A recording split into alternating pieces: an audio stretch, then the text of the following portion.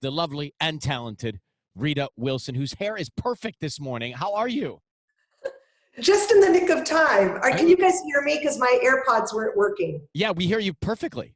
Oh, okay, good. Hi, guys. Hi, everyone. Hi. Hi, Ryan. It's so great to see you and hear you. And you look great. And you obviously have been through a lot more than us here on this Zoom call over the last couple of weeks. So how are you doing? We're doing great, actually, and so happy to be here and be healthy and be over it. And now we're trying to pay it forward a little bit by donating blood and giving some plasma, which hopefully will help. And we had excellent medical care in Australia, and I'm blown away by the healthcare workers here in America that are doing everything that they can. It's really inspiring to see people go to work every day with masks and gear, and sometimes homemade gear, to make sure that our families stay alive when they put themselves at risk. It is so true.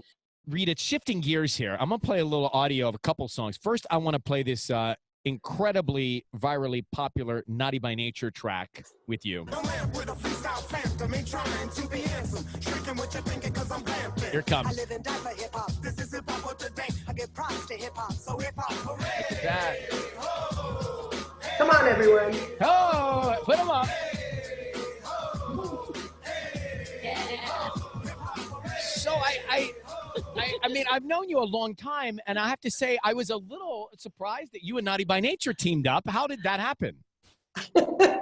Well, after I started feeling better after quarantine, well, I was in quarantine, but after the hospital, and I was in Australia, and I thought, I wonder if I still remember Hip Hop Hooray, because I had to learn it for a movie called Boy Genius. Mm-hmm. So I wanted to see if my brain was, sharp enough. So I went back to see if I had still memorized it. It took me like a month to learn it when I was doing the movie, but I did. And so I thought, oh, maybe I'll put this online, and that's a way of letting people know that I'm doing okay, and that things are, I still have my sense of humor. Yeah, and it took off. I mean, I think it was definitely something that people like to see. And you also have teamed up, Rita Wilson, with us now on Zoom. You've also teamed up with someone that I got to know a few years ago named Lee DeWise, who has co-wrote a song with you, yeah? Yeah, how about that? Lee DeWise. And this is another thing that I have to thank the internet for. We wrote my new song, my new single coming out May 8th. It's called Where's My Country Song. And Lee's wife had heard my album Halfway to Home. Mm-hmm. And she said to Lee, I think you should write with Rita. And he reached out to me on Instagram. And I had always been such a huge fan of his. So I immediately said, yes, let's write together. And I've had this idea for a while, and he said, yeah, let's write that one. So I love his voice. He sings harmonies on the track, and I'm really excited about this song. In some ways, it's about women and how women have always been there for us in our country, kind of behind the scenes, whether you're a mom or you're somebody who works in a store or somebody who works in a factory. It's really about those women who quietly and with dignity go along and live their lives. And I wanted to sort of ask the question, where's their song, And something you've been thinking about, as you said, for a long time. Let me play a little of that for you. Here is Where's My Country Song. Take a listen. 'Cause I don't know how it feels to be the girl in the high heels. Looking in the rear view, there's no me and you. So how can all these songs be real? To bring that to, so you talk about the notion, Rita, and to hear it come alive musically, what's the feeling you get when you hear that played? Well, I know you're so connected to a song, and it's like all your babies, you love them all. You don't love one more than another, but this one I really feel connected to for some reason. And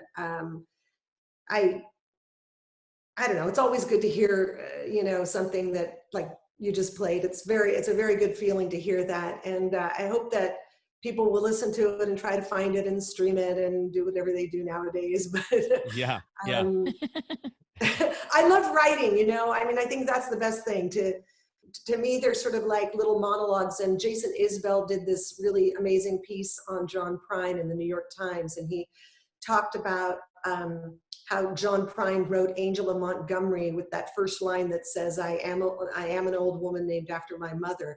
And John Prine wrote that when he was 25 years old and he was a postal carrier.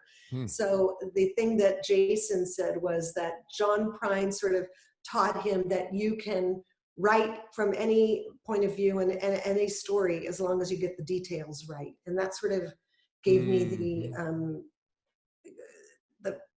like impetus or the inspiration to sort of write from another person's point of view.